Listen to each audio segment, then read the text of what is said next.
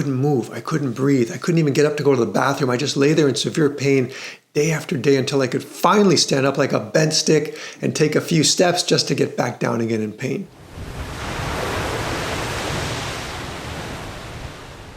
For as long as I can remember, my low back was a prison. Every year, at least 3 times, I'd be on the ground in unbearable low back pain for weeks. And if you've ever suffered from it, you know exactly what I mean. It started in my 20s out of nowhere, this radiating, sharp pain that crippled me day and night. I couldn't move. I couldn't breathe. I couldn't even get up to go to the bathroom. I just lay there in severe pain day after day until I could finally stand up like a bent stick and take a few steps just to get back down again in pain. I chalked it up to bad posture, maybe an old injury. I mean, sure, I had car accidents, sports injuries, but that was years ago. And if old injuries were the reason, then my back should be in constant pain all the time, right? Not just here and there. So I knew something was off. I just couldn't figure out what. And I tried everything: physical therapy, massage, stretching, chiropractors, acupuncture, cortisone shots, the works, but it kept coming back. And every expert gave me a different answer. Bulging disc, muscle imbalance, one leg longer than the other, pinched nerves. Doctors called it non-specific chronic low back pain, which was just a polite way of saying, we have no idea. So I adapted. I built my life around the pain, fearing when it would come back. I avoided long drives. I stopped lifting things. I stopped running. I stopped traveling. I bought ergonomic chairs and orthotics, everything because I was afraid of it coming back, and it would, year after year.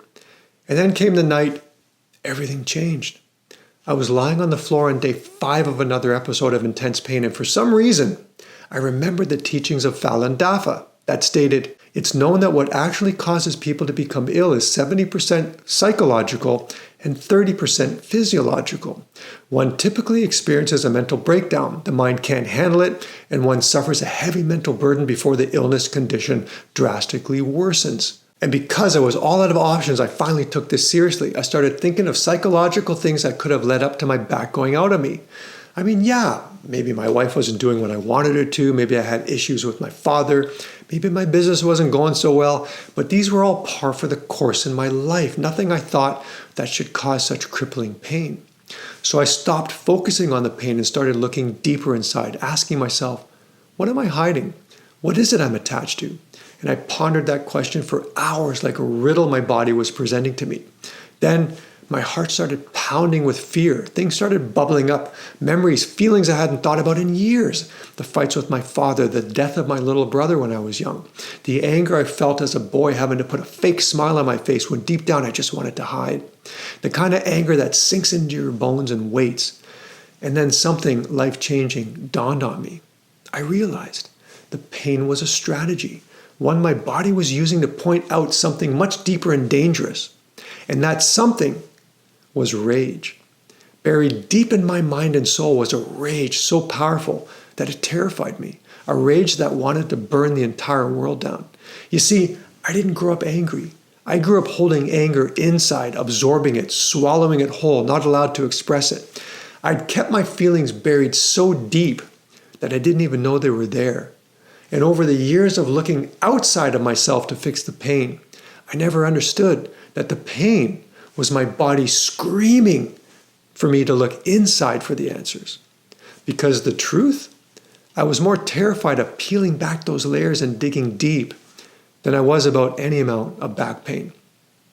It was a massive realization, and this time I decided to face that fear to find what caused this deep rage. And I found it. I felt wronged. Life didn't go my way, and I blamed and I resented in how things could have been. In a word, all this rage had to do with one thing: self. How hard done by I was. And in that moment, I stopped seeing the pain as just a physical issue. Instead, I began recognizing the pain as an emotion itself, an echo into my past reactions to life.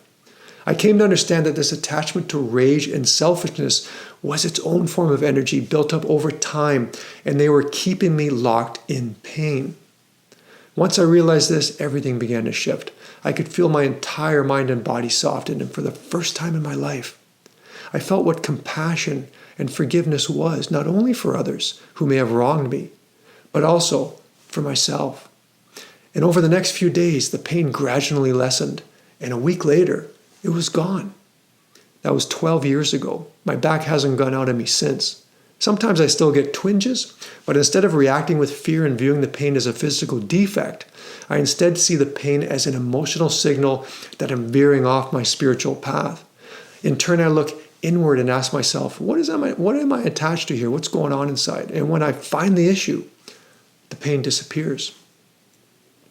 You know, we live in a culture that tells us the body and the mind are separate, but the body and mind are more connected than we think. And today, there are many doctors and experts proofing this up. And it's not exclusive to back pain. I caught myself even getting cold and flu symptoms because I was so nervous about upcoming events. A lot of our issues we suffer with, more than we want to admit, could possibly live in the parts of us we don't ever look at because we've never been taught how. It's not easy.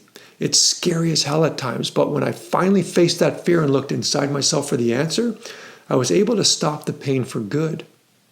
And here's the disclaimer, I'm not a doctor and this is not medical advice. It's my own experience walking my own spiritual path. And if you've ever had any experience with mind-body connection, please share it in the comments. We'd love to hear your stories. Thanks for watching. I'll see you next time.